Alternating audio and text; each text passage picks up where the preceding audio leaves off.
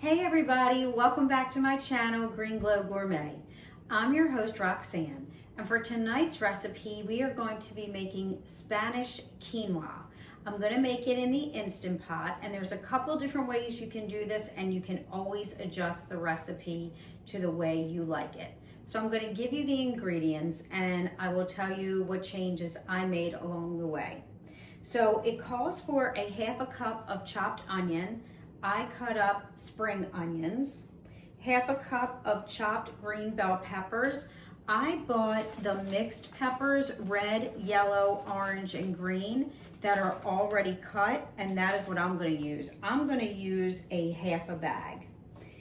And then it calls for a half a cup of chopped tomatoes, but I'm gonna use the canned fire roasted tomatoes. That's a little spicy, but not hot, so don't worry if you don't like spice. It has a good flavor. A third cup of chopped carrots, which I have in here with my spring onions. Quarter cup of diced green chili peppers. I did not use the chili peppers because I have them already in my fire roasted tomatoes. 3 cloves of minced garlic, which I have here. 1 teaspoon chili powder. Half a teaspoon of sea salt. You can add that. I'm not going to add that. Half a teaspoon of dried oregano, quarter teaspoon of crushed red pepper, and 1 cup of quinoa. I'm using the Trader Joe's Organic Tri-Colored Quinoa, and you want to make sure that it's rinsed and it's drained. So if you're not familiar with quinoa, quinoa is actually a seed that acts like a grain.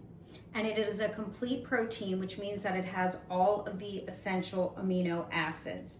It's gluten-free, it's highly nutritious, and it's delicious. You just have to try it. It really doesn't have too much of a flavor, in my opinion, so all the spices and vegetables that you're gonna add to it are going to give it its flavor. So the first thing I'm going to do it the easy way. I'm gonna put everything in the Instant Pot. I'm going to let it cook on high pressure for 10 minutes, and then I'm going to let it naturally release, which could take 30 to 40 minutes. If you don't feel like waiting for it to naturally release, you can always release it yourself on your Instant Pot. So you always have that option. The only time that I don't suggest that you don't naturally release is when you're cooking with a red sauce or something that has a sauce in it that may splatter when you're releasing it yourself. So if that's the case, let it naturally release more than halfway. And then when you release it yourself on the Instant Pot, it should not splatter everywhere. So you can saute your onions and carrots and your peppers in your Instant Pot first, but I'm not gonna do that. I just like to make it easy and do everything at once. And remember, you cannot use an Instant Pot without any liquid. So we're also gonna add 1 cup of water. So we're gonna pour everything in the Instant Pot. We're gonna stir it up. If you're not familiar with quinoa, this is what it looks like. They're just small. These are the tri-colored ones. And we're just gonna dump it in. We're gonna add the carrots and the onions, the oregano and crushed pepper, the chili powder, and the minced garlic. I'm also gonna add in the cup of water. Really doesn't matter what order you do this in either. And then I'm gonna add in my red, yellow, green, and orange peppers. Also my tomatoes, I have that half a can that I'm gonna use, fire roasted tomatoes. And like I said, you can change this. You can add more of one ingredient and less of another. Always make it the way that you like it. And then I always mix everything up. I just wanna make sure that everything is incorporated. I wanna make sure the spices are mixed in. So that is why I mix everything. It's just my preference. I've actually never tried it by not mixing it, so I'm sure it would be fine. but I just think it makes everything cook more evenly when it's mixed. This is my 8-quart Instant Pot.